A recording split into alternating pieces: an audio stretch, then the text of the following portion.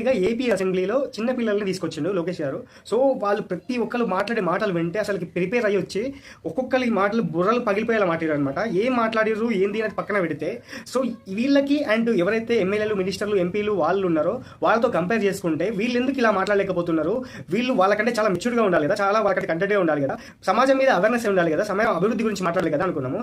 So ఎందుకు వీళ్ళు ఇట్లా మాట్లాడతారు, వాళ్ళు ఎట్లా మాట్లాడతారు, వీళ్ళకి డిఫరెన్స్ ఏంటంటే ప్రతిపక్షాల మీద వీళ్ళు, వీళ్ళ మీద వాళ్ళు, వాళ్ళ మీద వీళ్ళతో కొట్లాడుకోవడమే సరిపోతుంది.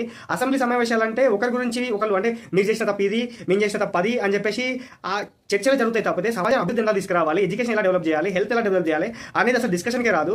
సో ఈ పిల్లలు మాట్లాడిన ప్రతి ఒక్క సబ్జెక్టు ఏదైతే ఉందో అది 100% కరెక్ట్ అనమాట. సో ప్రతి విషయానికి ఒక విద్యార్థి ఒక లెక్చర్ ఏ విధంగా అయితే ప్రిపేర్ అయ్యి వెళ్తాడో అసెంబ్లీలో కూడా ఎమ్మెల్యేలు, ఎంపీలు, మినిస్టర్లు ప్రిపేర్ అయ్యి ప్రతి క్వశ్చన్కి సమాజ అభివృద్ధికి మాట్లాడితే మీరు డబ్బులు పంచాల్సిన అవసరం ఉండదు, మీరు సారా ప్యాకెట్లు, కోటర్లు, బీర్లు, బిర్యానీలు పంచాల్సిన అవసరం ఉండదు. నువ్వు మాట్లాడే ప్రతి మాటకి ఒక్కొక్క ఓటు పెరిగిపోద్ది అనమాట. సో ఇట్లాంటి కంటెంట్ తో మాట్లాడి సమాజ అభివృద్ధి గురించి మాట్లాడితే ఖచ్చితంగా జెన్యున్ గా గెలుస్తారు. సో అన్నెసెసరీగా బిర్యానీలు, బీర్లు ఇలాంటి పంచాల్సిన అవసరం కూడా ఉండదు అనమాట.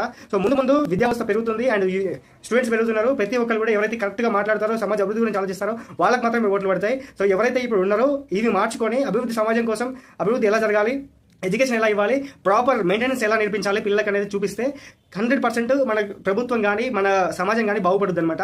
ఇది నా అభిప్రాయం.